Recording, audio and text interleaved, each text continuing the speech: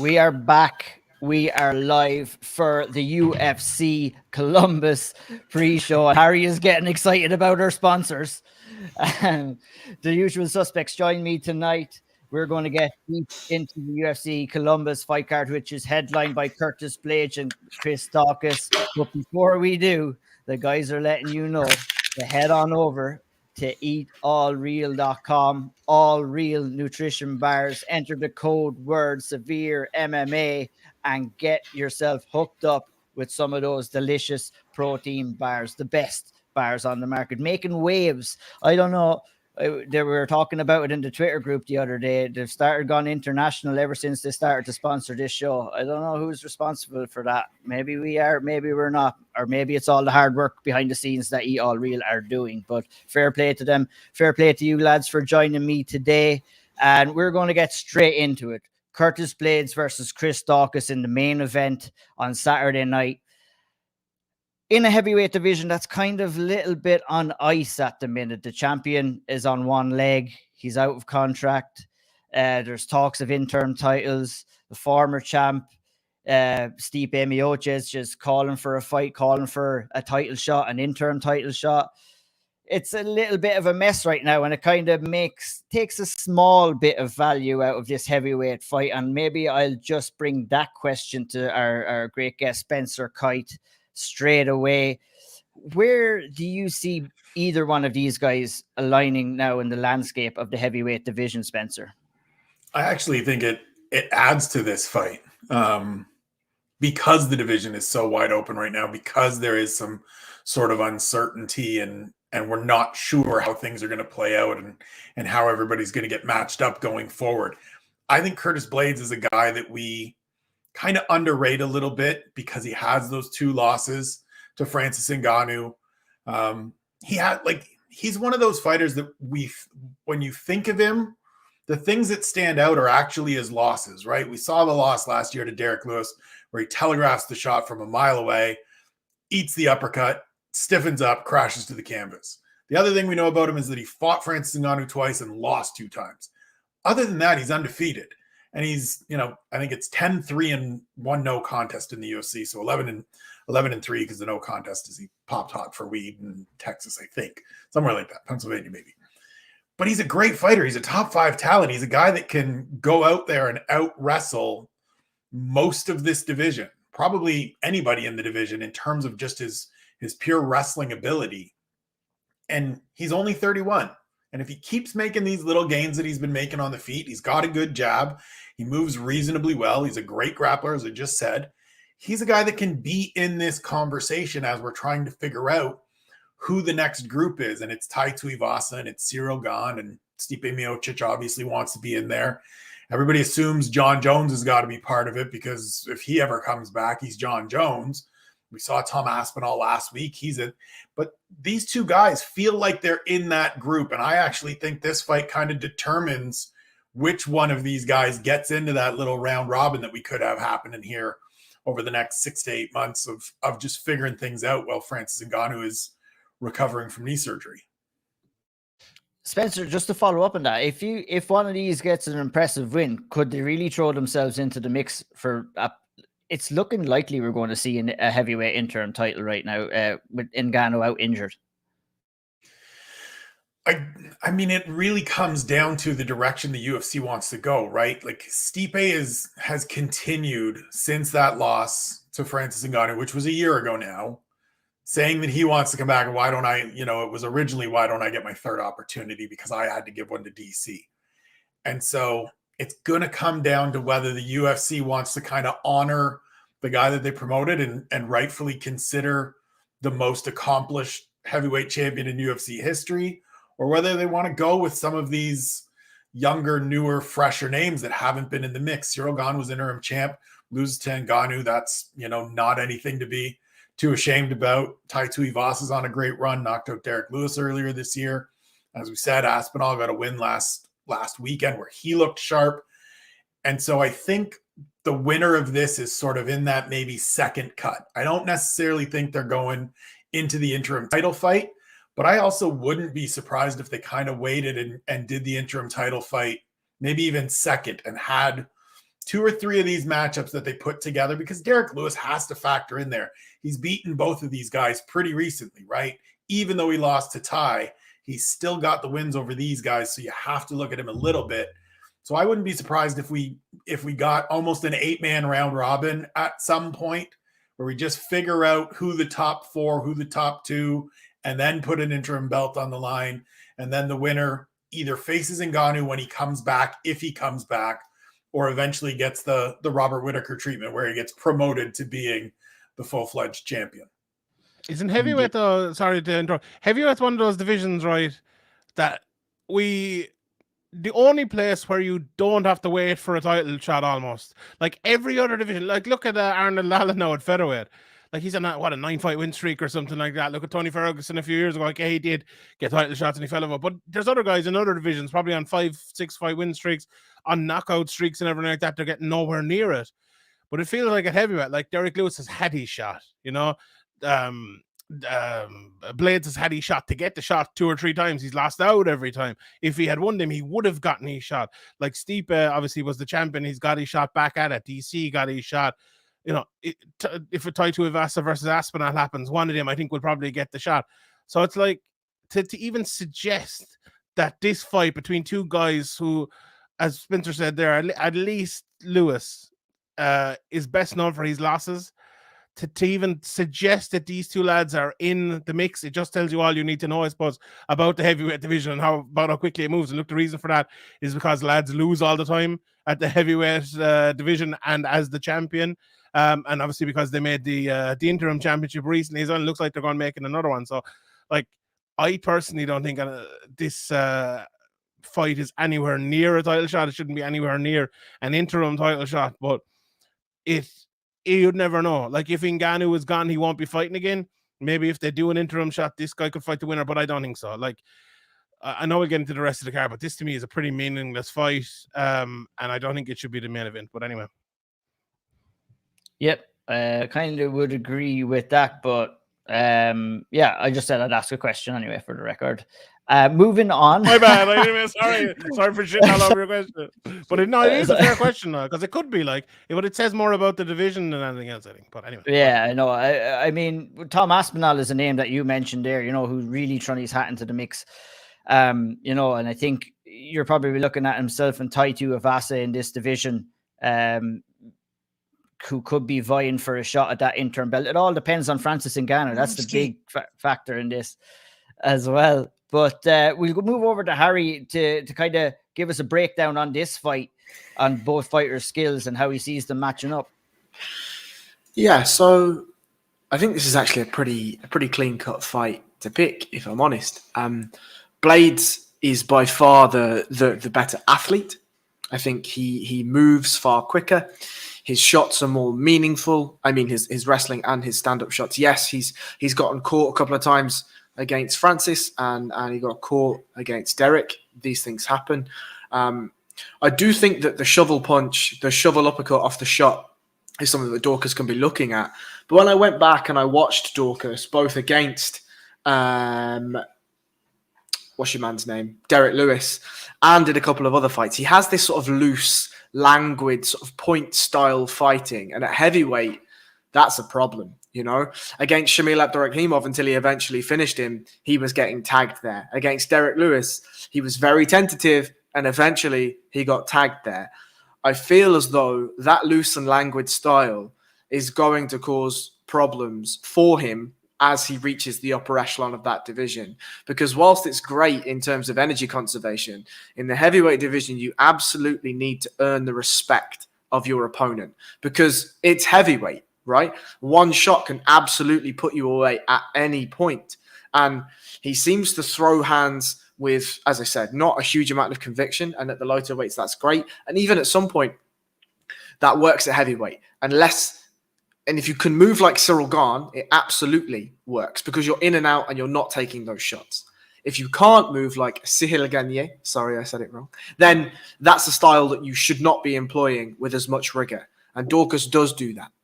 To me, I think Blaydes takes this fight relatively handily. I think he's the better athlete. I think his strength of schedule is far better. Okay, he's lost to the champion and the scariest man in the division. And then he's lost to a fella that just doesn't seem to be able to lose fights, right, in Derek Lewis. But I think the wrestling is there, the grappling is there. And I think generally when Blaydes gets it to the mat, he is more loose on top because he prioritizes damage, at least in his last couple of fights. And Daukaus may be able to get back up. But we're looking at mat returns and we're looking at heavy shots from Blaydes, I think. Sean Denny, how do you see the fight going down? I mean, very good breakdown by Harry there. It's a fight that Curtis Blaydes is probably going to want to take down to the mat. He seems to find the most success down on the mat. And, Daukaus is probably going to want to keep it on the feet. He'd probably feel more confident on the feet, but it'll be interesting to see how he can keep it there. Yeah, like as Harry says, Blaydes is going to need to be using his ground and pound in this one. He's got sort of a style that I think he's destined to probably be the 4th best heavyweight in the world for all time. I can't see him going any further above. I can't see him going much further below with the wrestling. So I think he's stuck in a bit of a no man's land. But someone like Daukaus, I think he's going to take him down easy. He's going to use his collegiate wrestling to keep him there. And he's probably... I'd be surprised to see this get out of the first couple of rounds, to be honest. I think he's going to get on top of him and bring down heavy ground and pound. Indeed. Spencer, how do you think Chris Daukaus is going to react in this fight, having been very brutally knocked out in his last fight? That's the big question to me. He said the right things. Scott Fontana at the New York Post does a Q&A every week, the post-fight Q&A, which is a great name. Shout out to Scott and the Cage Side Judges podcast that they do. And Chris said all the right things, talked about it, said, look, I was pretty depressed for a while. I was pretty bummed out. Like I didn't want to go to the gym because this guy just kicked my ass. But eventually you get over it. You get back in there and you get back on the horse and training. And here we go. We got another chance. That's absolutely the correct mindset. It's the correct things to say. It's another thing when Curtis Blaydes starts punching you in the face or puts you on the canvas and starts uncorking those elbows that split Alistair Overeem's lid open, right? Like we're going to see on Saturday how Chris Daukaus reacts to that fight, because it's one thing. And it's funny. I talked to Curtis this week and he said, not to take anything away from Derek Lewis, but I don't really consider that bad of a loss because look, it was heavyweight. You get hit with one shot. I made a mistake. We were racing to a takedown and his uppercut beat my takedown. I said, okay, makes total sense. Learn the lesson. You go forward. And that's going to be the interesting thing with like Chris Daukaus got his ass kicked, right? Like it wasn't just he ate one shot. He caught a beating. This was Derek Lewis coming, trying to take my lunch money. And that's different than just getting hit with one. And so say all the right things. I like Chris Daukaus and his brother. I think they have the right mindset. I think they're tough dudes that have a place in their respective divisions. But kind of like what Sean Denny said about Curtis probably being the 3 or 4 in this division, Chris Daukaus is probably that 7 or 8 guy in this division where that's kind of where he's going to max out. Maybe even a little lower. Shawnee Podcast is shaking his head. I stole my line. Even lower than that, but like I was literally about to say he's find number out 9 on Saturday. I was literally about to say he's going to be the number 9. Yeah, where he is, where Blaydes is number 4 for like it just. Right.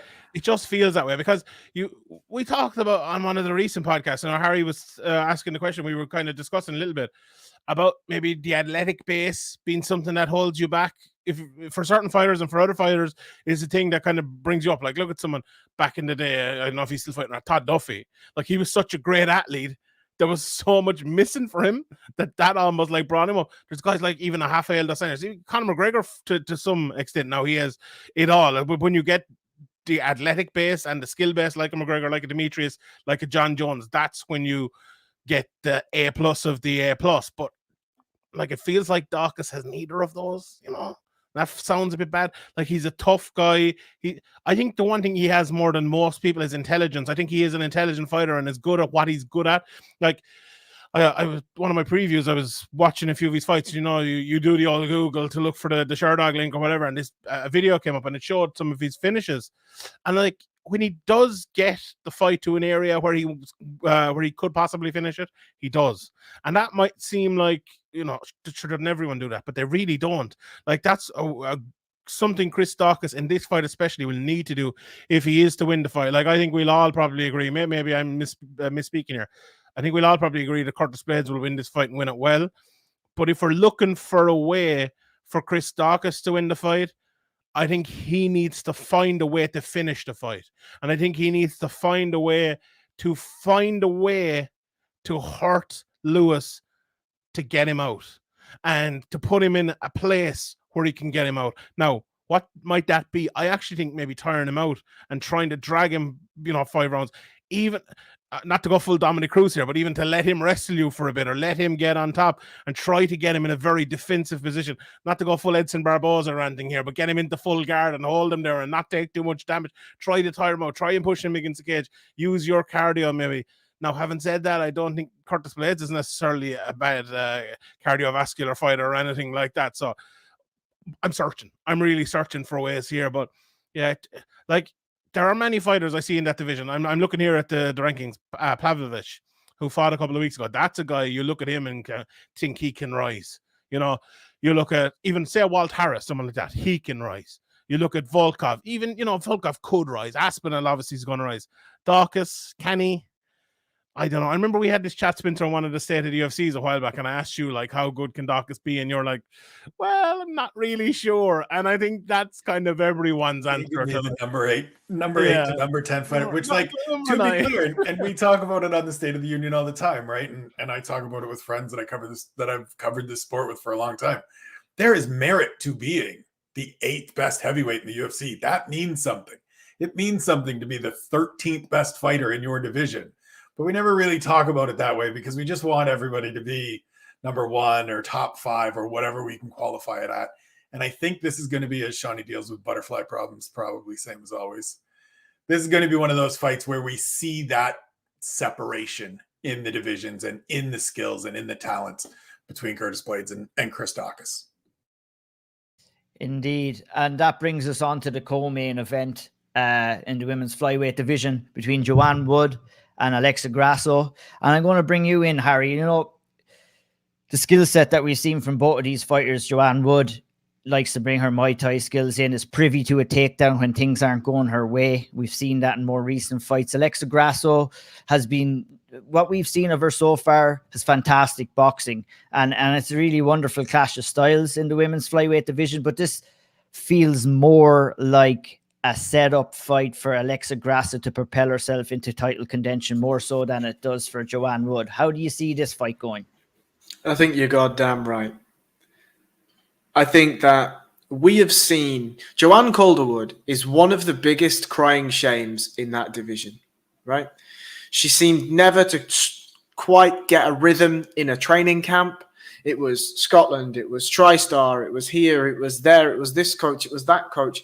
Now she's settled with her husband in a gym, in a location. She's built a family, if you will, a community around her, and she seems happy, right? And a happy fighter is a fighter that can acquire skills, that can dedicate their life to the fight game. I just think it's too late, right? I think Alexa Grasso, since making the move up to 125, was an extremely smart decision. Look at the way that she ragdolled Macy Barber, right? Macy Barber, the grappler, the strong, the athletic, the young. Alexa's like, cool, hold my beer, G. Watch this, right? And it was like that. Grasso was showing you a complete striking arsenal, range management, footwork, counter shots as she was coming in, allowing Macy Barber to come on in and walk onto shots. She was setting her up for shots moving forward. When she was clinching, there were elbows off the clinch, there were knees, there were trips, it was reversals from the clinch. It was beautiful. We know what Joanne Calderwood is going to bring. A ton of heart, some questionable decision-making, and if she's on and she can find her range, she's on. Lovely kicks, lovely shots from the outside. But I think when you're dealing with somebody like Grasso, who can fight the way she can fight, at the pace that she can set, it is a horrendous matchup for somebody like Joanne Calderwood. Now, Joanne Calderwood is somebody that I used to champion a lot. I thought she had massive potential in the tough days. Now, I think you're right. I think this is a Grasso layup and a tough fight for Jojo Calderwood. Indeed. Sean Denny, do you think there is any hope for Joanne Wood coming into this fight? Oh, sorry. Yeah, I've absolutely butchered the name, haven't I? I'm so used to it. I apologize.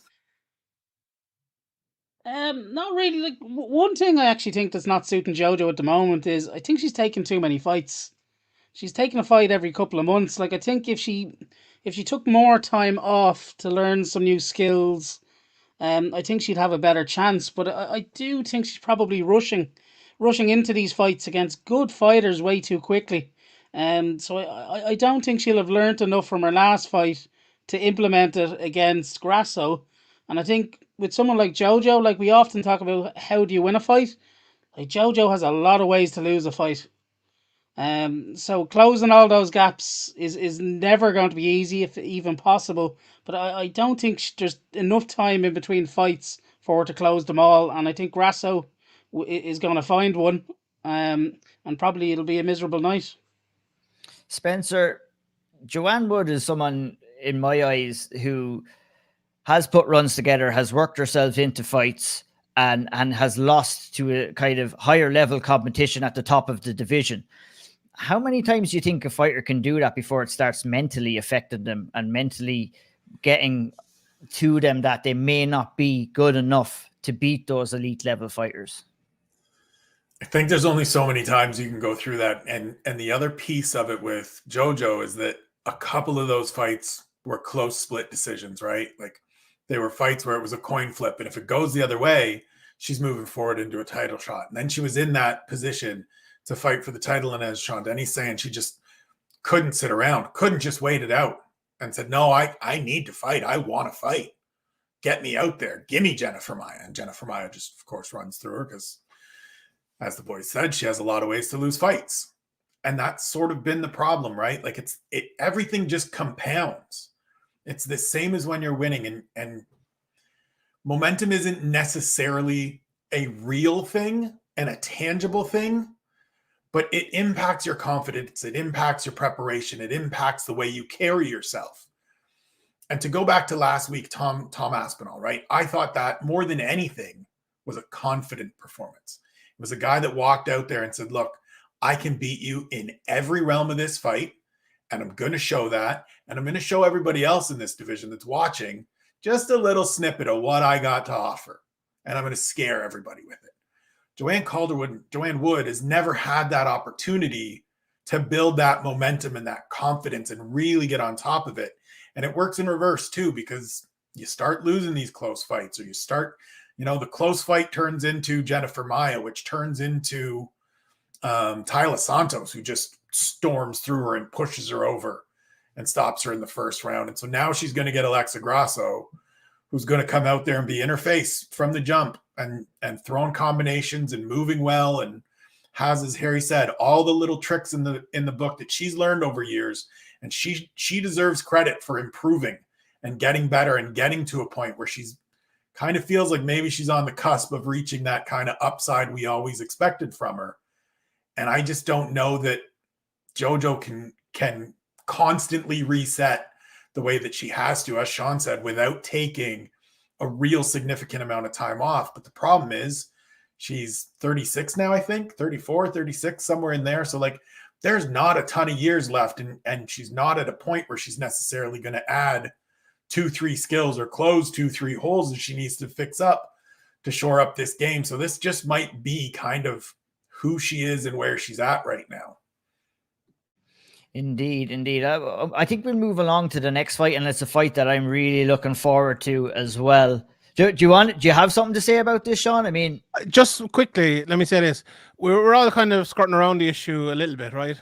Joanne Wood will never be as good as we all thought she could be. Like that's the fatter of the matter of the fact. It really just is, and it looks like Grasso is becoming maybe the fighter that a lot of people thought she could be, and Joanne Wood has never become that, and we have to start saying she will never become that. And that's a very tough thing to say, but look, we're here to give our opinion. We're here to look at the facts and look at what has been happening for the last while.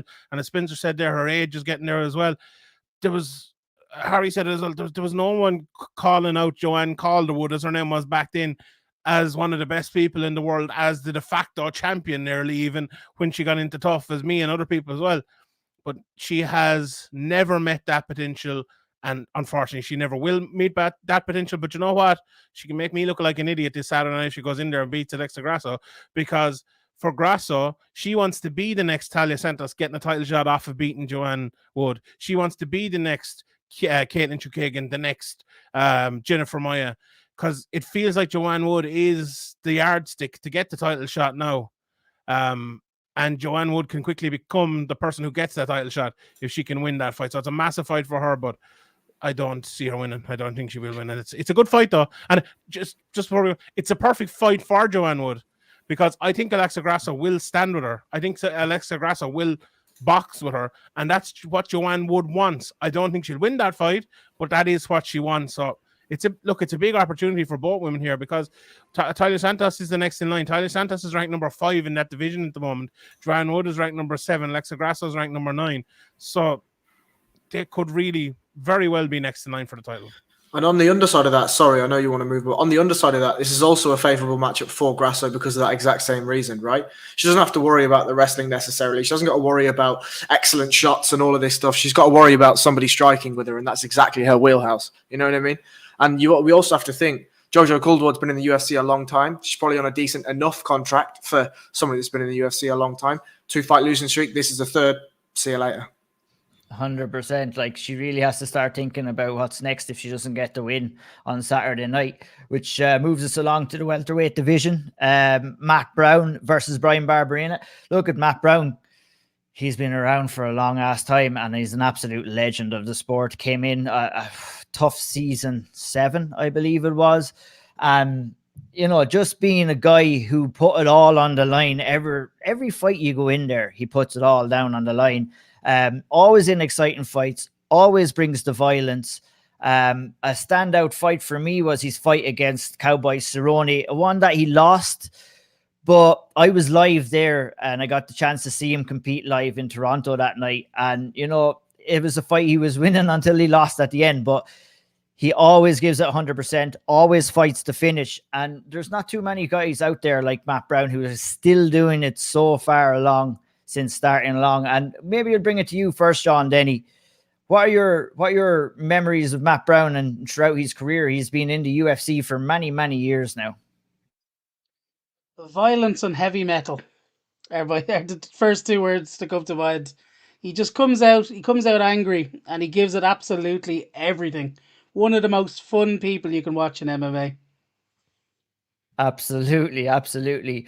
You know, we don't get to see fairy tale endings in mixed martial arts too often, or in combat sports too often. Matt Brown has a fight here, in my opinion, a winnable fight against Bryan Barberena. He's fighting in his hometown. He has a chance to go out on a win. Spencer, do you think this is the perfect moment for him to kind of put a wrap on his career?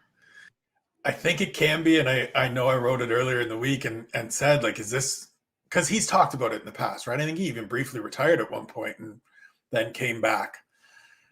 To me, it's, yeah. Hashtag MMA retirements. Hashtag MMA retirements, absolutely. It's absolutely a perfect opportunity, right? Back in Columbus for the first time in 13 years. Loads of family and friends going to be there in attendance.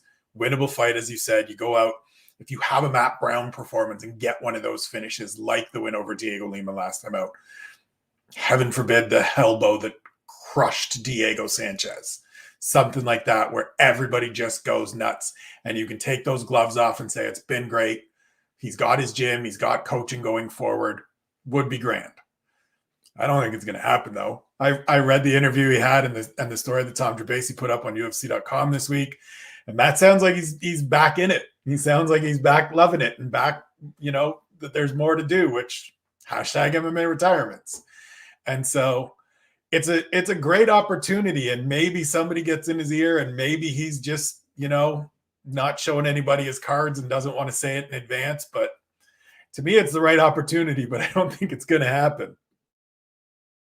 Yeah, in an ideal world, he wins, he hangs up the gloves, but it's a double-edged sword. you know, you get the win, you can retire, but you get the win, you still feel that you're good enough to do it as well, you know. So it's a strange one, isn't it, Sheen? Yeah, it is definitely. And look at the retirements. MMA retirements don't exist. Even if he does retire and he doesn't fight in MMA anymore, he'll be bare knuckle boxing in a couple of weeks anyway. But I think it's actually a relatively tough fight for him. Like prime Matt Brown. Bryan Barberena's a good fighter. I have a lot of respect for Bryan Barberena, but I think prime Matt Brown beats the best Bryan Barberena. You know, I think that's not a, you know, I'm not breaking any ground there or anything, but 41 years of age, Matt Brown, you know, he's been off for a while. Obviously, he was supposed to fight. I think he got the COVID, didn't he, at one stage?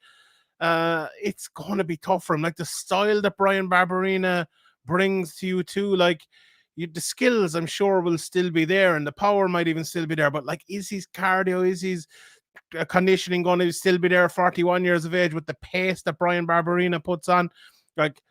I did my betting show this week, and I picked Bryan Barberena to win because he's just about the underdog in this fight. I think he's like plus 106 or 105 or something like that. And it kind of pained me to do it because like I like to pick what I think is the better fighter. I actually don't think they're miles apart, to be honest. I think Bryan Barberena has beaten some good people. But is Matt Brown talking about this as a retirement fight? Or are you just kind of guessing it's going to be a retirement fight? He hasn't talked about it? No, he hasn't alluded to it at all. I was just setting the scene as just. Yeah, it could be. I would love it. Like, give the big OH. No, just go on, Spencer. Come on, do it. I know. Yes, beautiful. I would love to see it. Like, would love to see it. It, you know, bring Stipe up in the cage with him afterwards, like they do in like they did in London last year, and you know, it'd be absolutely brilliant. But or last week even. But yeah, it's tough to see. Like, it's not tough to see Matt Brown winning per se. You know, it's a 50-50-ish fight, but it's tough to see him winning, retiring, and going out on top. You know, but. You never know. You never know in the world of MMA. I think it's going to be a fun fight, though. You know, I think it's going to be Matt Brown coming in trying to land his shots. I think Barberena is going to probably try to land his shots too, and that's probably going to go on, I think, for about 2 minutes, maybe. No, maybe a little bit longer because there'll probably be a little bit of feel now process. But I think when Matt Brown lands a few, I think Barberena will quickly start pushing him against the cage and looking for takedowns. Now, not to say Matt Brown has bad takedown defense or anything like that. In fact, he's a pretty good wrestler, as Wonderboy will probably tell you from a few years ago. But I think it will be one of those fights that starts exciting and turns into maybe a bit of a grueling fight, which Barberena will suit him, while still probably, you know, at the end of the fight, Barberena will have blood all over him and he'll require probably 10 or 12 stitches. But if he comes out with the win, I don't think he'll be too bothered with that. Indeed, Harry, I'll bring it over to you. You're nodding your head in agreement there. Kind of similar thoughts to what Sean is on maybe the outcome and how this fight may play out.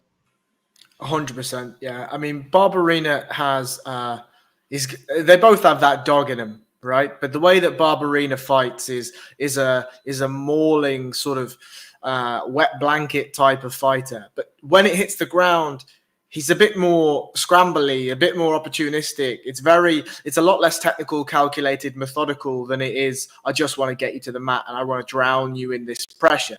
And I think for somebody like Matt Brown, who has all the experience, and I agree with Sean, I think about his cardio potentially being there whilst the skills are, cardio being an issue whilst the skills and everything else is still there. I think the big thing really is timing. Right?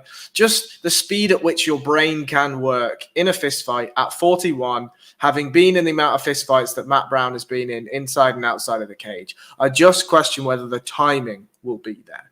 So I would love to see him come out and look great. But in the same vein, I don't want to see him come out and look great because then he'll continue on. And if he keeps winning, that's a 2-fight win streak and they'll give him to somebody else. And, you know, we know the rodeo. But yeah, look, it will be a very fun fight for as long as it continues to be a fun fight. Matt Brown's going to be happy to land those shots in that clinch up against the fence with his legs splayed apart and, you know, fighting off that takedown, landing the McGregor elbows, landing this and that. But yeah, I find it tough to pick Matt Brown in this fight, I think. Beautiful. Well put. We shall move on to the heavyweight division again. Pretty fun fight in the heavyweight division. Hold on. Askar Askarov versus Kai Kara. Is that fight being cancelled? Like, shit, no, that's sorry, the main event. That's the Excuse best me. fight in the card. We need to spend 3/4 of an hour talking about that fight, even though I have to go in like 10 minutes. I mistakenly skipped over that. Excusez-moi. It's actually my favorite fight on the card as well, because I think, what was it, 2018? We were trading the greatest fighter of all time. We were talking about disbanding the division, and look how far the flyweight division has come in the UFC. We have a marketable champ, if you want to call him. It's a discussion for another day why Mighty Mouse didn't get over. Call it his lack of self-promotion. Call it the UFC's lack of promotion of it. But we have a marketable champ. We have a fight that's potentially going down between Davison Figueiredo and Brandon Moreno for the 4th time. All fantastic fights. This fight is coming in. Yes, Alexander Pantoja is there. Yes, he could be called the number 1 contender, but Askar Askarov and Kai Kara-France have the chance to come in here and sweep the carpet from under Pantoja's feet in injury right now. And this is a phenomenal fight, and I cannot wait to see it go down. This, in my opinion, this is Kai Kara-France's chance to get up there and get his title shot. He's failed before. He's come up short.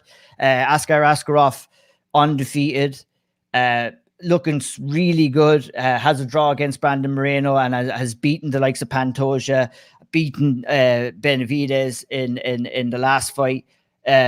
Excellent striker, excellent wrestler. Kai Kara-France, known for his striking more so than his grappling, but what he possesses at 125 is fight-ending power. And I think that's what makes this fight interesting. And I'll go to Spencer Kite first to hear his opinions on the fight. I love this fight. I agree with Shawnee that this should probably be the main event. Like, if we're talking just in terms of actual immediate divisional significance, this is number 1. And I would argue that Jennifer Maia and Manon Fiorot, who we'll talk about later, are probably number 2, right? It's another top 10 pairing or top 15 pairing in the division, as we just talked about with Joanne Wood. That feels like a bigger fight even than the co-main event. But cards being lined up the way they are, it doesn't really matter anyways. We know they're great fights. I think, as you said, Ian, this is Kai's chance. He needs this one, maybe even more so than Askar Askarov, just because he's had those opportunities and he's had those 2 losses. But that power that he's shown, and we've seen it throughout the career, and we've known about it throughout the career. But those last 2 fights, and for me, even particularly the Rogerio Bontorin fight, more so than the Cody Garbrandt fight, is where you really kind of step back and go, all right, this dude though. Because like Cody Garbrandt's going to get in there and mix it up with you the way he did and want to throw and try to prove for the umpteenth time that he's back and he's still fast and he's still ready to go and all of this stuff, and he's fixed all the problems, and then he's going to get chinned and lay down. The Bontorin fight, he's out grappling him for 4.5 minutes, and Kai finally shakes loose and hits him with a couple, and that's all it takes is 2. The first one stiffened him and the second one put him down. And if he hits just about anybody in this division, it seems, that's what's going to happen. If he can go out and do that against the guy in Askarov that, as you said, 14-0-1, the draw is against Brandon Moreno, who's going to go into his 4th straight title fight, then you leapfrog everybody. And I don't care that Pantoja was probably going to fight for the title before he got hurt, that he's in the running for that fight. If you go out and hand this guy his first loss and do it in dramatic fashion, Kai Kara-France goes right to the front of the line for me. Indeed. And even talking about number 1 contendership fight, the rumor is that Figueiredo and Moreno are going to go at it again in July. There's a chance one of them might fall out of the fight, and there's a chance that one of these guys might slip in as a replacement or an alternative or something like that. I looking at Askar Askarov, who obviously has some really, really good wrestling, Sean Sheehan. I was also very impressed with his striking as well. He's just really one of these really good all-round fighters. I think, fighters, I liked what I seen when I see his striking moving backwards. But he's also his ability to move backwards and land strikes as well, which is so much more difficult, is something that really impressed me by Askar Askarov, let alone the fact that the guy only has 20% of his hearing, can't even hear all that well, can't hear 40% in his left ear, 20% in his right ear. Mental. And that's crazy. That's crazy to say that. You know, he can't really get the same direction or anything like that normal fighters can. So for him to be at this level of competition with those kind of hurdles to come over is absolutely fascinating in my eyes. And, you know, what are your thoughts of him as a fighter and how he matches up with Kai Kara-France, Sean? I wonder, is that a benefit, actually, to not be able to maybe feel, I don't know, that's a chat for another day. They say it can be. I know that I've heard people talking about it before where, you know, maybe you can just, you're not aware of anything else, you're just so zoned in on the moment. And what's your man's name that beat John Jones? Matt Hamill. Matt Hamill, yeah. Did you ever know that fact? Like the greatest of all time, allegedly, John Jones, GSP, they've only ever been beaten by Matts, and the Wonder Boy was on one stage as well, was only beaten by Matt Brown. That was my joke I used to always go around with. But anyway, we leave that for one side. I know Harry will probably talk about this, but Askarov's defensive ability on the feet in terms of how he defends and how he counters is it's actually very unique, but it's very, very effective. Like, lots of guys, you'll see Kai Kara-France, and I might as well talk about him. The way he defends and look, the way he fights is with a lot of footwork, a lot of movement. He'll move all the way to the left, he'll move all the way to the right, he'll go back, forward, in and out, very varied. You know, they used to call it neo footwork a few years ago in MMA. That's the thing that's kind of died out. But, you know, not necessarily Dominic Cruz sort of footwork, but just varied, good fighting, good defensively. Askarov is very different. Askarov is a guy who doesn't move his feet that often at all. He moves it well when he needs to move them, but he defends with his hips and he defends with his upper body. He sees a shot coming. I said Neo footwork there. He's almost like Neo from the Matrix, the way he defends with his hips and just moves backwards, pops back in, and then hits you. And that's the best way to do it. If you can do it that way and do it safely, you come out, they're in, and you're back in before they can get back out because you actually haven't moved your feet. Your feet are in place to still punch them and still counter him. And he's really, really, really, really good at doing that. And he hits hard as well. He hits very, very hard. And we've seen, he fights out of the southpaw position as well a lot of the time, which is tough for people to defend. I was actually looking for a Kai Kara-France fight. Maybe Harry found it, maybe one of the lads found it against a southpaw, but I couldn't find one. I'm sure there is one out there. But Bontarin, when he hit him and knocked him down, he turned to southpaw, he cut off the cage that way and hit him straight down the middle with the left hand. And that, to me, is a thing that Askarov will be trying to do here. He'll be trying to, I spoke about defensively, but offensively, I think he will be trying to walk Kai Kara-France down when Kai Kara-France circles to his right and go straight down the middle with shots, push him up against the cage and land those straights right down the middle. And he's wrestling. We know how good his wrestling is. But I don't know. I don't think he'll necessarily use his wrestling early and often. He will use it probably often, but I think he will be willing to strike with Kai Kara-France. I think he will be willing to test his defense and his offense against Kai Kara-France. And honestly, I think he'll win that fight. But as you said, Kai's ability, his power is something that is very, very, very good. And that's why, look, to me, it's a very, very exciting fight. And it's not just Kai Kara-France has a puncher's chance and this is how Askarov is going to beat him. Askarov mightn't necessarily be able to cut off the cage in the way that I'm talking about there. Kai Kara-France might decide, right, I'm not going to circle to the right for this whole fight. He's not going to be able to cut down the cage in that way. I'm going to make him go to his right hand. Okay, he's going to have to hook me maybe. He's going to have to come forward and throw hooks, which is not really Askarov's game. So this fight could go many different ways because of the way both of them fight, and especially the way Askarov or Kai Kara-France fight, and is so varied in his striking attacks. It's a real conundrum of a fight, this one, I think, and it's a very, very interesting fight. I'm looking forward to it. This is the sort of one I have maybe an idea of how it'll go, or I think I know how both guys might fight, but it could be totally different on both counts once we close that gate on Saturday night for what should be. The reason, we did a podcast and it'll be coming out soon, myself, Harry and Spencer, talking about card placement. And I think this one should be the main event because it should be 5 rounds. This fight needs 5 rounds, and I don't think there's another fight on this card that probably needs that, but we'll have that discussion next week on Patreon. So everybody sign up. It was something I was going to get into maybe a little bit tonight, but I know you guys have that podcast recorded and I can't wait to listen to that too, because, you know, I feel the prestigiousness of fights should be, you know, I think this is a fight that should be up at the top of a lot of cards, but we'll discuss it again down the line. We'll listen to the podcast next week. And I'm going to go to you, Harry. For me, you know, with Askarov in the last fight, Sean spoke very well about his striking. I'm going to talk about his grappling a little bit. The fact that he has that in his back pocket obviously gives him the ability to go out there and use his striking and be comfortable with his striking. You know, many might say he beat Joseph Benavidez the last time, who had lost 2 fights before, and that was his 3rd loss in a row. But we have to remember that those losses were against Evson Figueiredo and against Askar Askarov. At the time when Askarov fought Benavidez was still a very, very good fighter. What impressed me at the time was the way Askarov was able to out-grapple him and able to out-scramble him on the mat, which is not easy to do against someone like Joey B. What I've been impressed about by Kai Kara-France lately is his scrambling abilities, is the minute that he doesn't accept takedowns as much as he used to anymore.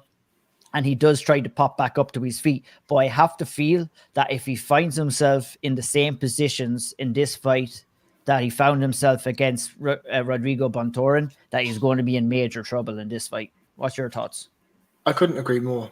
I think the thing that impresses me the most about Askarov is his patience in all facets and all areas of that game.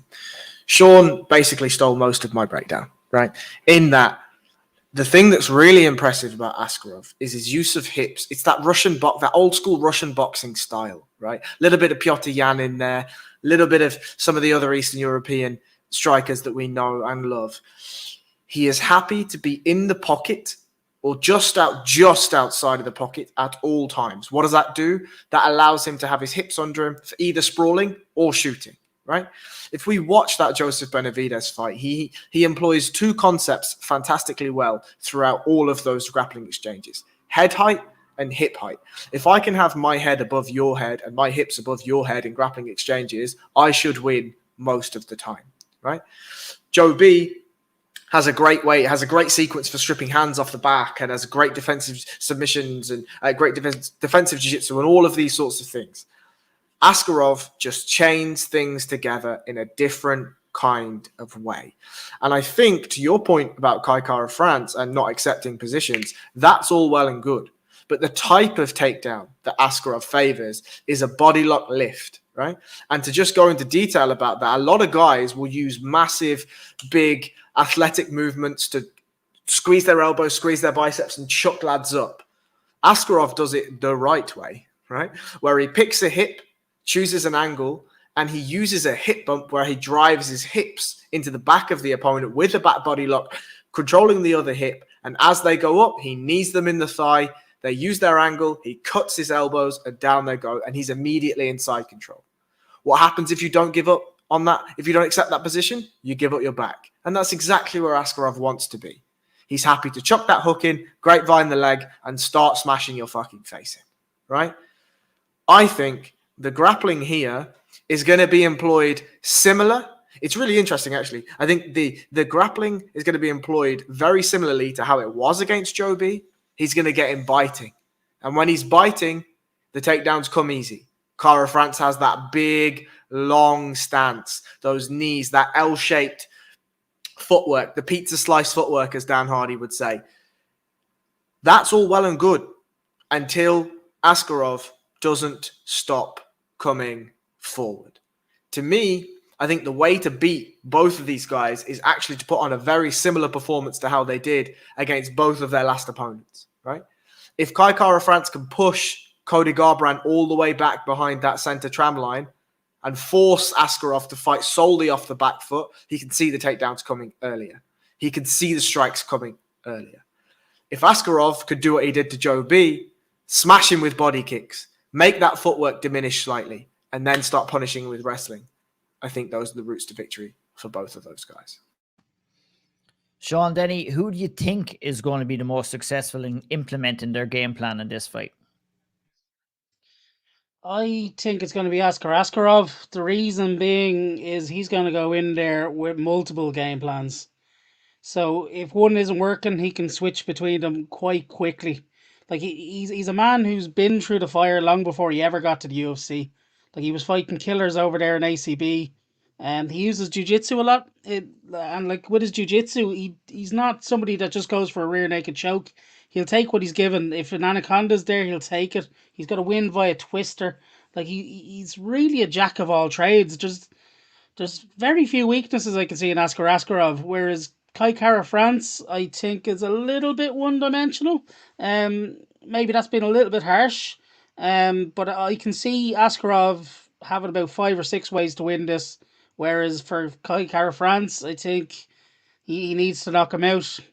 So I'd weigh it's a very high level fight. Anything can happen, obviously.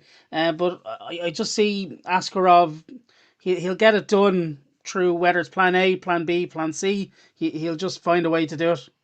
And to add on to that, if I may, sorry, I mentioned at the start of my segment that the impressive thing about Askarov is his patience in all facets of the game, right? Look at the way that he dealt with Pantoja throwing the kitchen sink of submissions at him. Now, go and watch how how Kai Kara France dealt with when he hurt Cody Garbrandt the first time.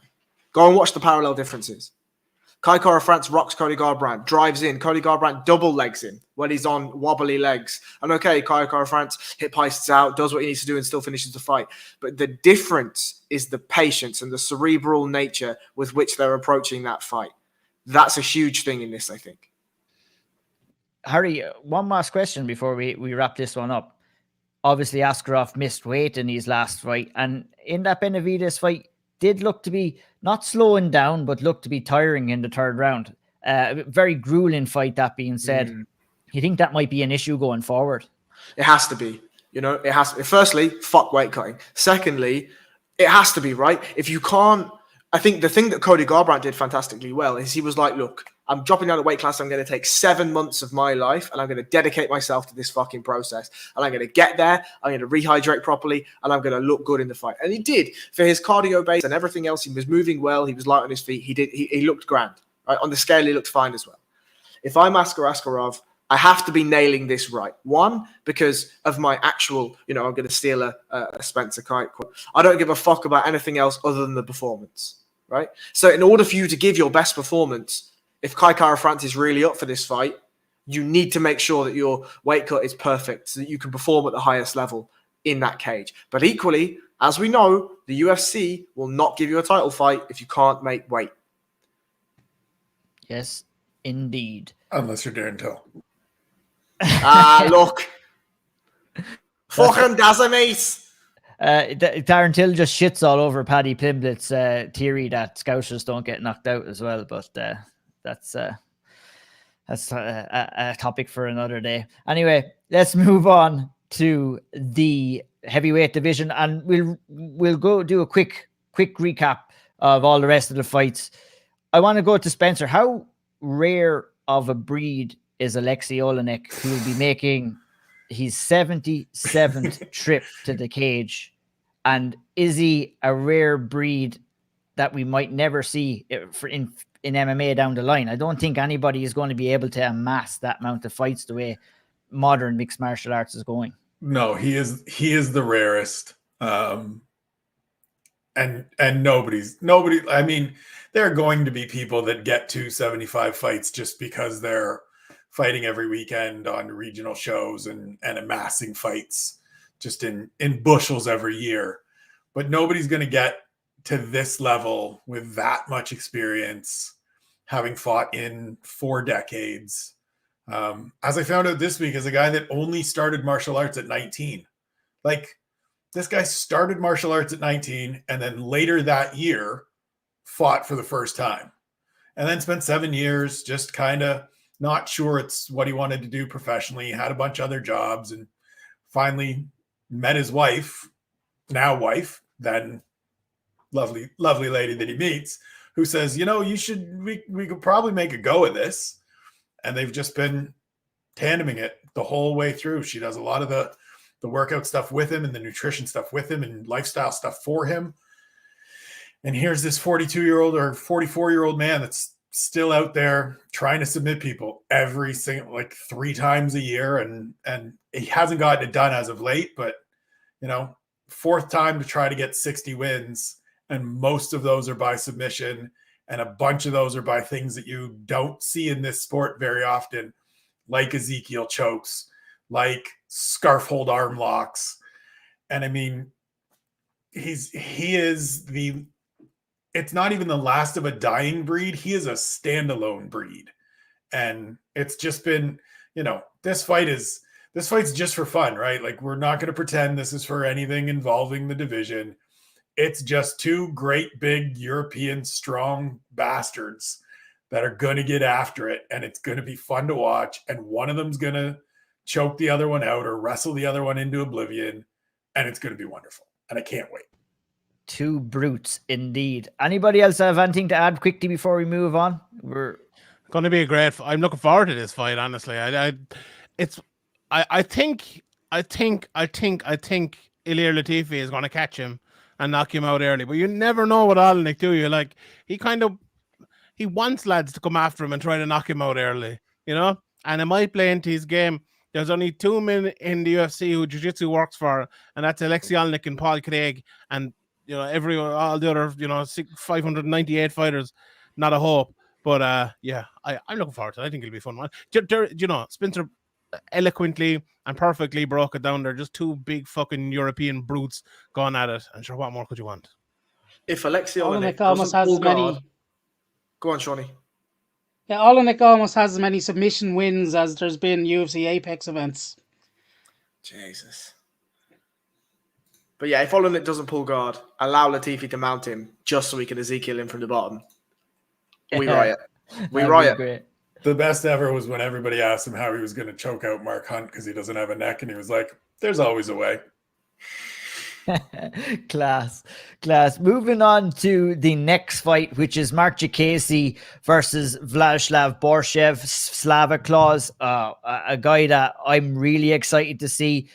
I'll talk a little bit about Mark Casey first. I had the chance to see Casey way back when he competed on BAMA 22 in Dublin.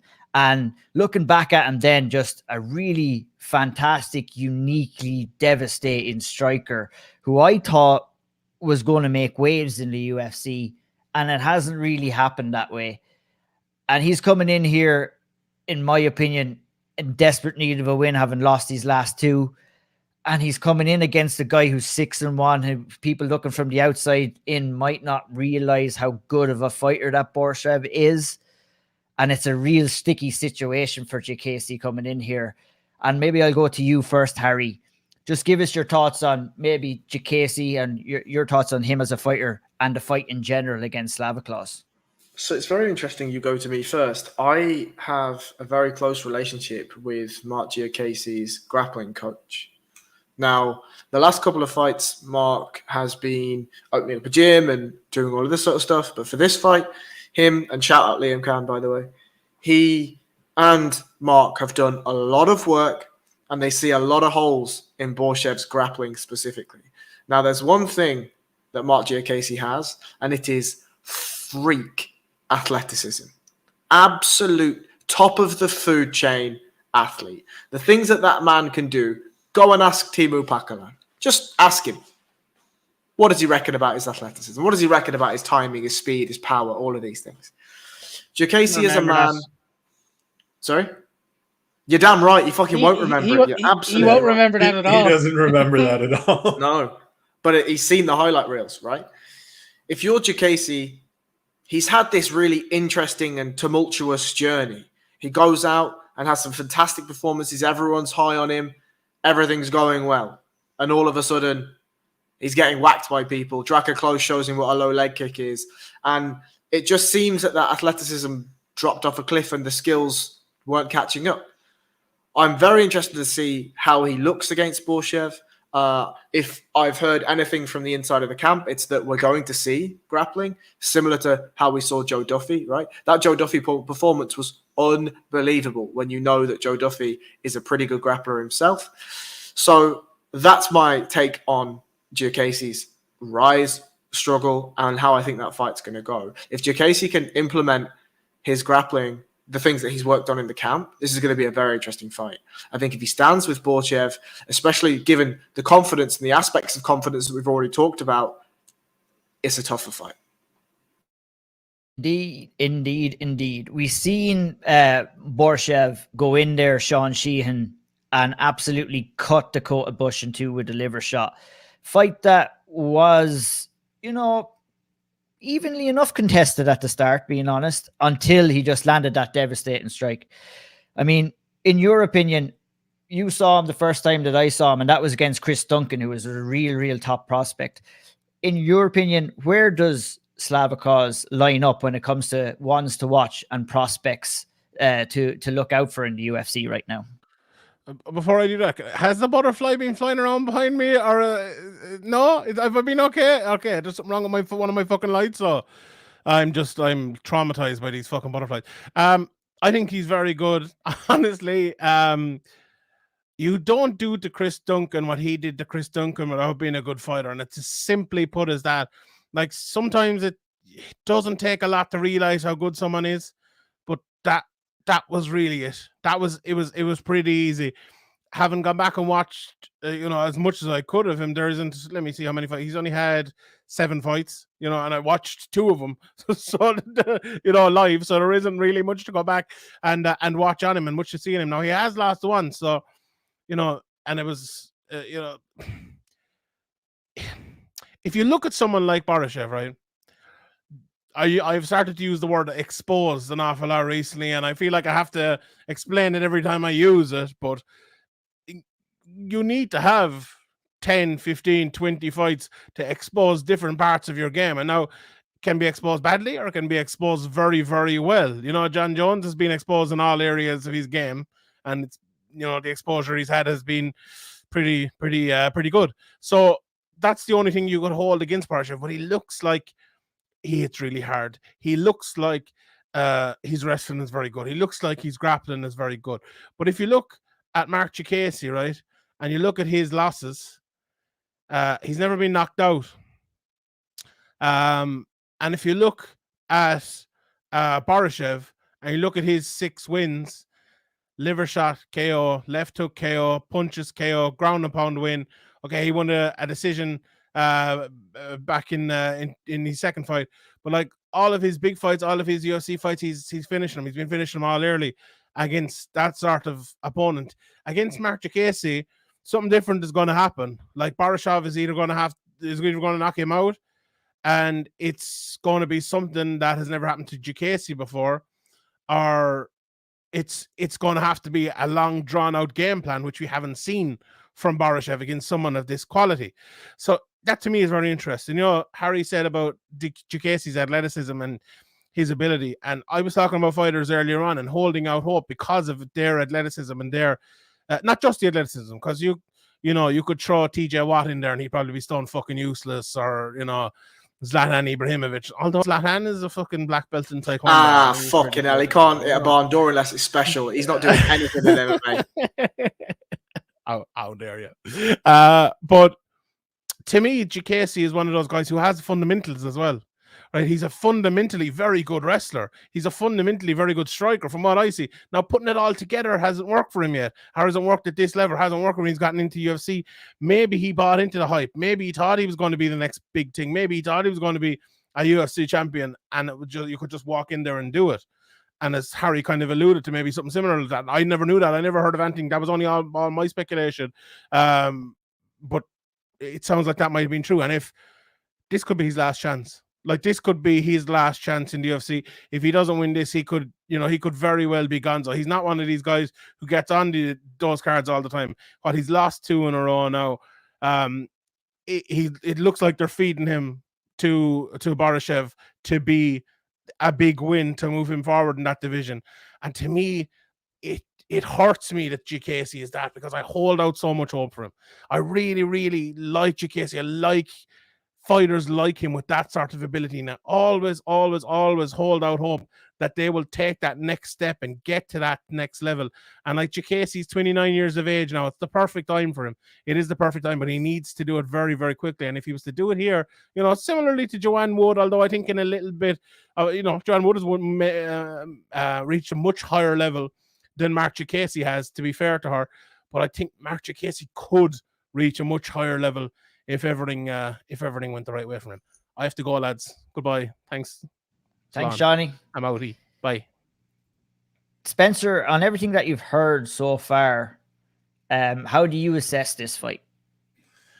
I'm really interested to see this one because I'm somebody like everybody else that holds out hope for Mark Jacasey. I was always confused why, after a great start, he decided to uproot everything and go and do camps in the States. And I understand from ATT wrestling, and this is what I need, and this is how I'm going to get to the next step. And that seemed to me to sort of stunt his development and slow things for him to where he hasn't been, I think he's been about a 500 fighter, even less than that, since those first 3 wins. And some of that is competition, and some of that is, as we've talked about and as we've heard, just different things come up and there's lots on the go and get in your mind a little bit. But I think he can certainly turn it around. And I love this fight because it's going to answer questions about both of these guys, about where they're at. Watching the 2 Slava Borschev fights that he's had inside of an octagon thus far, in both fights, he gets hit. He gets put in some bad positions. He gets rocked. He takes his shots. Now, to his credit, super tough. And he's still in there and he hangs in and he gets taken down and he's working his way back up quickly against Dakota Bush. And with Chris Duncan, he's just in there and they're just firing. And he finds a way to land that shot because he is very technical, because he does have that full arsenal of striking skills or boxing skills in particular. He finds those moments. And the shot that put Chris Duncan down was beautiful. And the shot that made Dakota Bush keel over made me double over when I watched it back this week, because it's perfect. He just steps and fires into the midsection and Dakota Bush goes over. And so for me, this is our chance to see him against making a quick turnaround against a guy that has more experience, that has that full arsenal, that is still capable of taking another step and going out there and just out athleting him and putting it on him in a way that maybe these other guys that had some success don't have the ability or the understanding of how to keep building that momentum and maintaining that momentum against a guy that's going to accept damage and is going to accept being in the fire. And so for me, this is one of those highlight fights that we're not talking about enough kind of in the lead into it, but it should be really entertaining and really telling to kick off the main card. Yeah, indeed. I mean, a lot on the line for both fighters. I mean, I'm really excited for this one too. It's just really fascinating. Obviously, having had watched Jacasey through his career, this is really, really kind of career-defining fight for Jacasey. Sean Denny, I'm going to move along to Neil Magni versus Max Griffin and get your thoughts. I mean, Neil Magni picked up a really impressive win over Jeff Neal, who was no joke in his last fight. Like, not many people go in there and can do that to Jeff Neal, what Magni did. And Magni truly showed that he has it in that fight.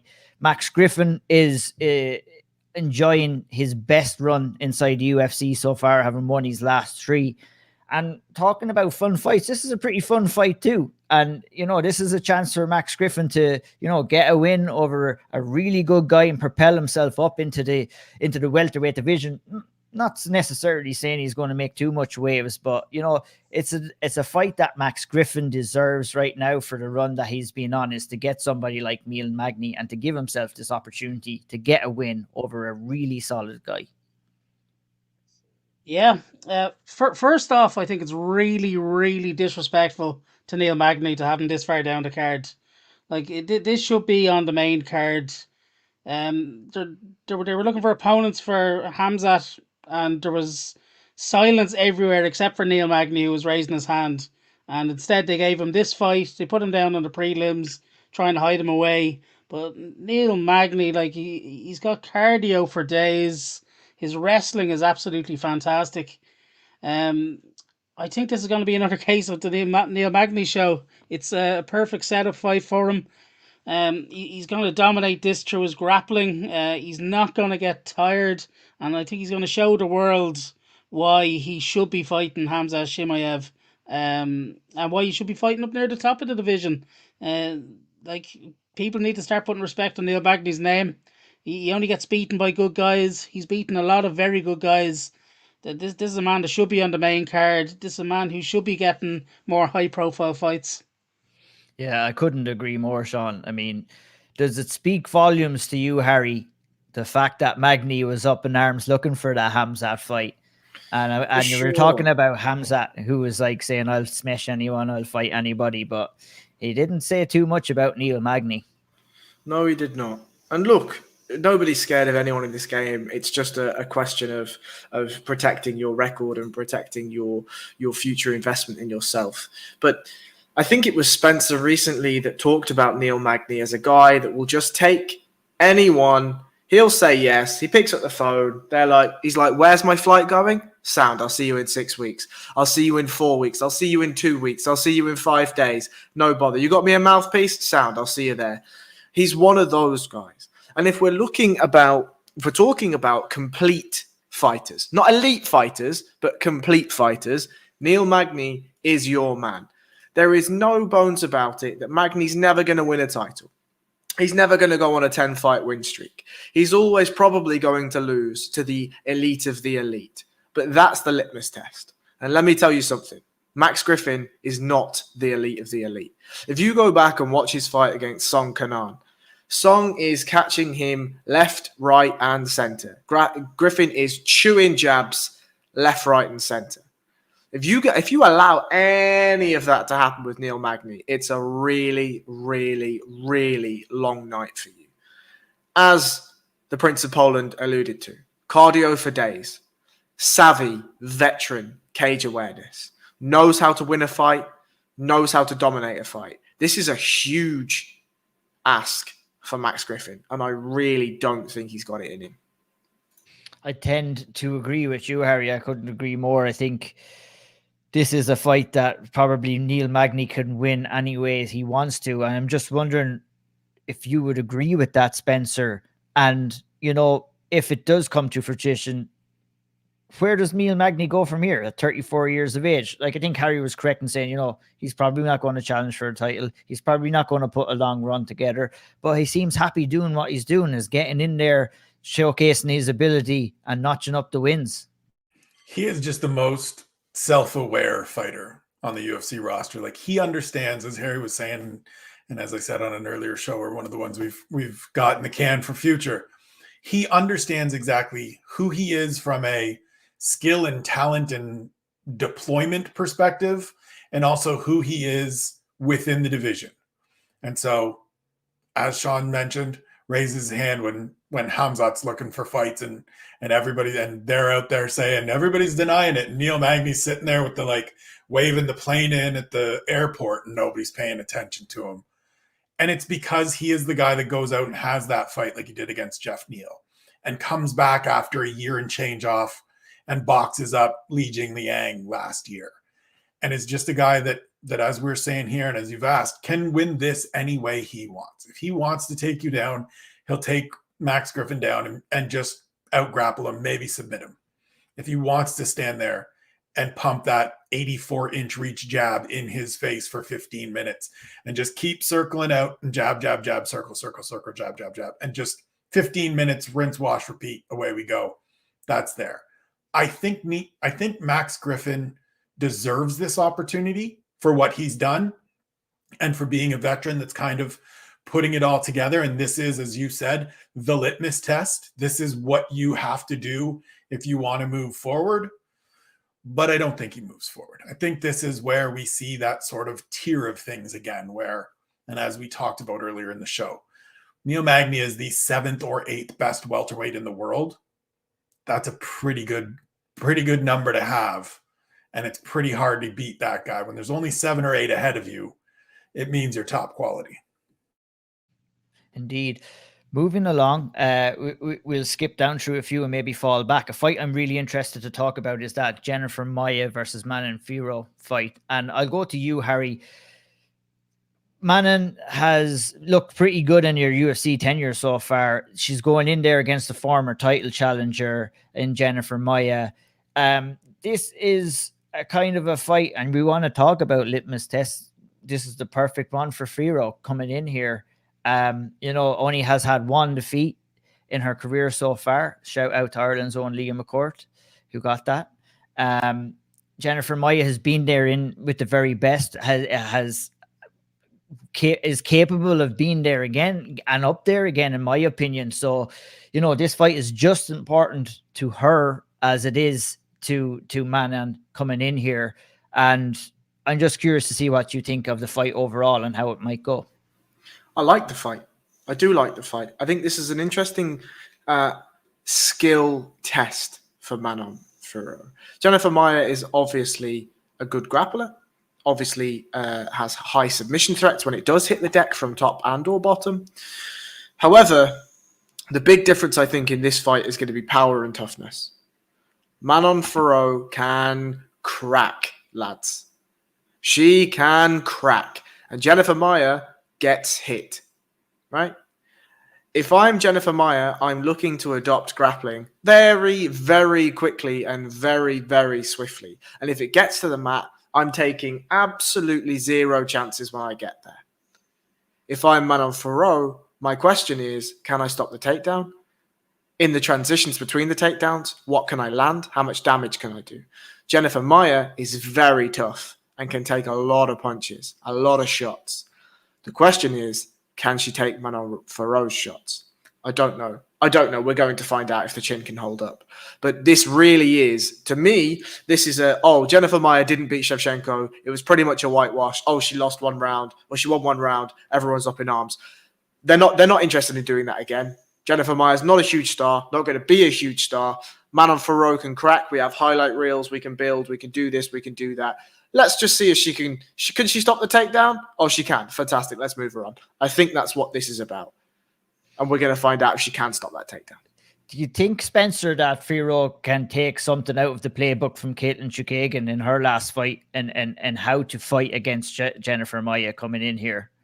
100%. And the other piece of it, too, is if you look at, and to be fair, Manon Fiorot's first two fights in the UFC are against Victoria Leonardo, who isn't UFC caliber, and Tabitha Ricci, who is probably is an atomweight, competes at strawweight in the UFC. So those volume numbers and those stats of what she puts out are a little bit skewed because she was fighting overmatch competition and can just go out there and put it on them and get those finishes in the second round.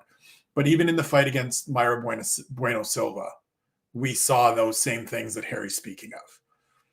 The ability to really hurt somebody in a division where there's not a lot of people that are really going to hurt people. I love the kick game that she presents because it is different and it is varied and it is a thing you have to think about. Her nickname is the Beast. She is a physical force in this division where, and you ask about the Caitlin Chukagian sort of game plan. I think she implements parts of it and understands that even though the actual measurements, I think there's only a 1-inch reach difference in terms of arm reach, kicking range is totally different. And then you throw in the power. And then you throw in that Jennifer Maia is a pretty hesitant, one-shot kind of offensive fighter. And it all starts skewing towards Manon Fiorot. And it comes down to, as Harry said, how much can Maia take? And can Manon Fiorot defend those takedowns? If she can, this is a golden opportunity. She was supposed to fight Jessica Ai before this fight, right? Just got hurt, had to pull out. Would have been fine, would have been an interesting test. This is the one that if she wins this, I think she can leapfrog all the way up and be the next person that challenges for the title. Because if you go out and beat Jennifer Maia, who in the last bunch of years has only lost to the champion and Caitlin Chukagian twice, and Chukagian's that perennial silver medalist, it says something about you. And I cannot wait to get that answer on Saturday. We're in the hurt business, and Manon Fiorot does a lot of hurting. She certainly does. She's a ferocious woman, and she scares the life out of me, to be honest. I mean, going in there with intent. She just looks angry going in there. She and does. I love it. Yeah, Love it. She like wakes up every day and chooses violence, and she's in the right business for what she wants to do. She's from Nice, but she's not nice. True. That is very true. Very true. For some of the fights we haven't spoken about yet, Sean Denny, is there any ones that are standing out to you, or any ones that you're looking forward to? Yeah, there's a couple. David Dvorak and Mateus Nicolau in the 125 division. That should be an absolute belter. That'll be two squirrels in a bag fighting it out. I absolutely cannot wait for that one. And then, as well as that, a bit disappointed. I didn't realize Abus Magomedov dropped out. So, but that means he doesn't have to fight Hizriev. But Hizriev, I'm really looking forward to his debut. See how he is under the bright lights. He's coming in from M1 Global. He's a very good fighter. So interested to see how that one works out. Yeah, indeed. Like, he's undefeated, Hizriev, Spencer. I mean, you know, how do you see his chances in this fight? I mean, he looked well on the Contender Series, maintained that undefeated record. Do you see him making waves? It's a light middleweight division now. He has a real chance to come in here and make a wave for himself, make a name for himself, and perhaps make a wave in the division. The one question for me is going to be what the time off has done, right? It's just rhythm and not even momentum, but just rhythm and timing, and all of those things are hard to get back, especially live. And he's been out since, I think, his Contender Series fight was in early September of 2020. And so that's a long period of time. That's a good 18 months. He's getting a replacement fighter this fight. His original opponent dropped out, as Sean said. And so I think this is a absolutely winnable, absolutely favorable matchup for him. And so this one won't necessarily be the one that tells us, but you can also see a little bit of the skill, right? If he goes out there and crushes this dude like he did in his Contender Series fight, right? Puts away Enrique Shigemoto in 50 seconds and just dominates. Then you go, okay, let me see him against somebody of UFC caliber. And as you said, Alex Pereira. That would be fun. That would be fun. In a division where there are opportunities to just win 3 fights and get in the top 15, 2 fights and get in the top 15, 4 fights and be in title contention. Is this a guy that I think he's 30 or 31, so right in the middle of that prime, can just go on a quick little run and have some success? I think he wins Saturday rather handily, but it's the second fight that I'm looking forward to most. Indeed, this is for sure, to me, a showcase fight. And he can't, like you said, Spencer, he can't hang around too much at 31. He needs to get him moving, but there's no better place to get him moving than in the middleweight division right now, because, like you said as well, it's wide open right now, and you can really advance up the division pretty easily with a couple of wins in a row. Harry, I'll move it over to you. Is there any other fights on the undercard that you're looking forward to? Yeah, look, nobody's mentioned it, so I'll mention it. SevereMMA versus Karol Rosa. I'm interested in that fight. I think SevereMMA is an enigma in that she's 40 or 41 now, a mother, and still seems to be getting better, right? In her fight against Juliana Pena, she was winning that first round, got a really beautiful single leg after changing levels under a Pena jab, and looked dominant on the ground, right? Now, okay, she eventually got caught. These things happen in MMA, but I think a SevereMMA that is fueled, is ready to fight, is coming in against Karol Rosa, who only has one leg because she stands so close together in that Thai stance, is going to be a really easy target to find for those doubles and singles, right? I think, look, this is an interesting test for both ladies to see really where they are. SevereMMA has looked great in her advancements on the feet. No, she's not the complete package. No, she's not an out-and-out striker. But using her striking to get to her strengths, you get to her grappling, get to her clinch game, get to her single legs has been a revelation, really, of somebody of her age and her skill set and her background in combat sports to be able to still be nailing those things together. Really incredibly impressive. Karol Rosa, however, is essentially a Thai fighter in 4-ounce gloves. incredible clinch game, strikes well off the clinch, strikes well into the clinch, the low kicks, the high kicks, the elbows on the brakes, the elbows stepping in, the knees. It's just all there. It is quintessential Thai fighting, right? The question is Sarah McMahon able to get to the takedown? If she gets to the takedown and she gets to it often and early in the first, I think it is either a finish or a very long night for Carol Rosa. Something that really impressed me in the performance against Pena, specifically in the first round, is how McMahon was able to hand fight whilst on top to land her elbows, to land the short shots, to be able to force Pena to overreach and able to grip fight then effectively off that and land. So I'm really interested in this fight. I think Sarah McMahon handles it pretty simply, to be honest. Carol Rosa doesn't have big, scary power, and I think McMahon's going to be able to walk through some of those shots and some of that fire and maybe even test herself on the feet against the Thai striker. And then I think, it's either a Sarah McMahon dub by decision or a submission. Yeah, like I tend to agree with you there, Harry. I mean, looking at Carol Rosa's last couple of fights, all right, good wins, but Jocelyn Edwards and Betchko Hera, they're not great, to be honest. The ghost of some dancer in a cage called Betchko Hera. Exactly. Yeah. And with Sarah McMahon, she's lost to the fucking now champion of the division. So, I mean, it's an interesting fight to see if Carol Rosa can rise to the occasion. But I don't know, Spencer, I'd love to hear your thoughts on it. Yeah, the other thing I was going to just add is that Sarah McMahon doesn't necessarily have to worry about the submissions, which is oddly for a grappler and for such a powerful, forceful, top position grappler as she is, she tends to make mistakes and get caught. That's been her Achilles heel. It's a wrestler for you. It's the Marion Renault fight where 3 steps before the finish is there, I remember shouting at my TV, get your arm out of there, get your arm out of there, and there goes the triangle and we're done. And it's those mistakes. I don't think she has to worry about that with Carol Rosa, who, as Harry correctly said, is a Thai fighter through and through. So if she does go to the ground, she's not got to worry about where's my arm position, where are her hips, what is she doing in terms of looking for attack. She can just posture up and rain down elbows and throw power shots. I've always been a believer, a loyalist, whatever you want to call me, about Sarah McMahon. I think this is one of those ones, and it's weird that she's the litmus test still because she's struggled as much as she's struggled, but that's where this division is at. And as you said, Ian, this is the test to see if Carol Rosa can move forward. I don't think she can.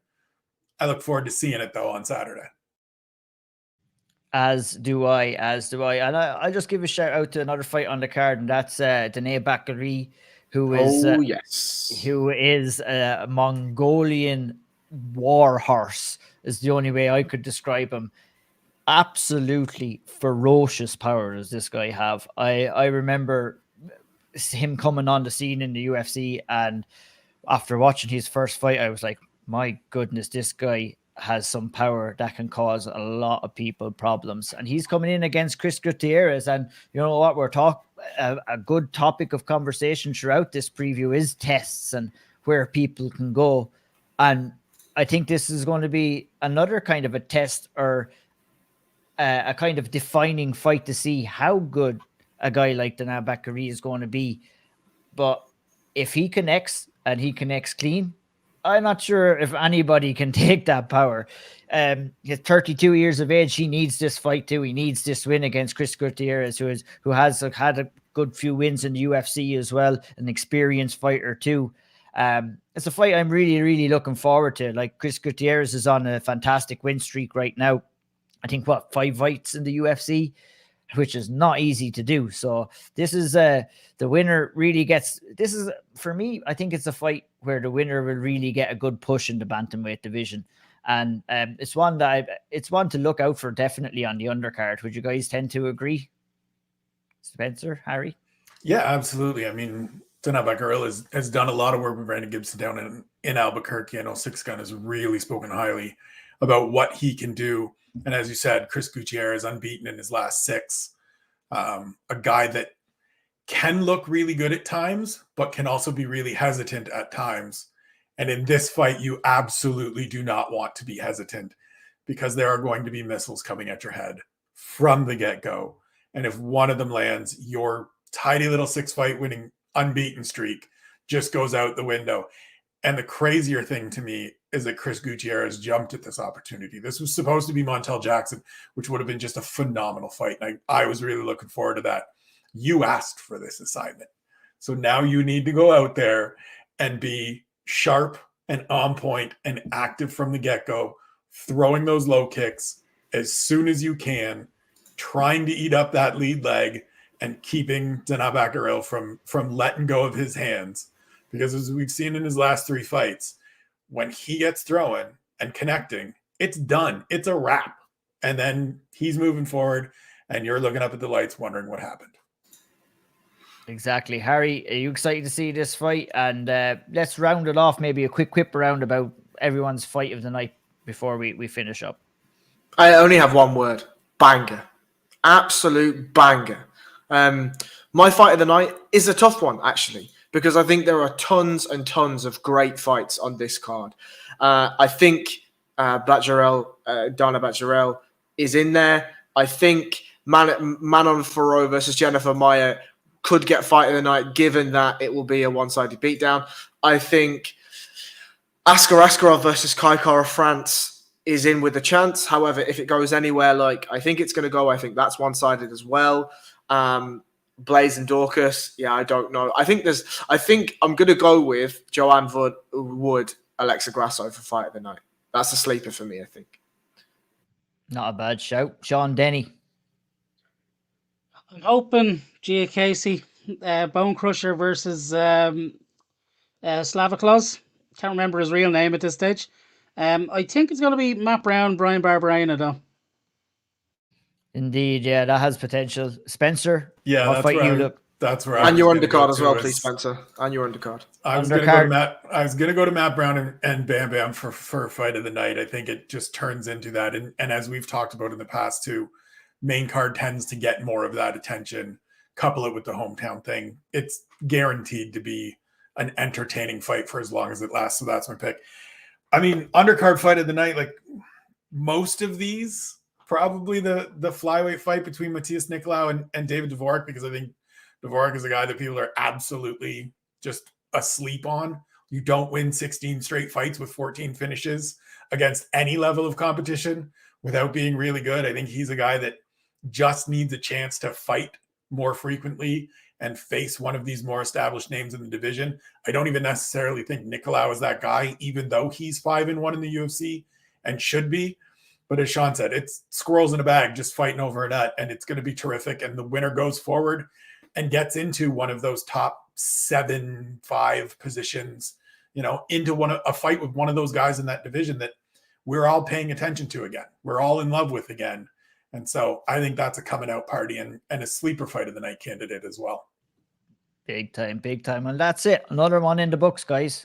Thanks so much for joining me again tonight. We have a week off next week. So yeah, we'll all enjoy that, I'm sure. We're going to thank our sponsors once more. All Real Nutrition Bars. Head on over there to eatallreal.com. Enter the code word SevereMMA and get yourself 15% off. We won't be here next week.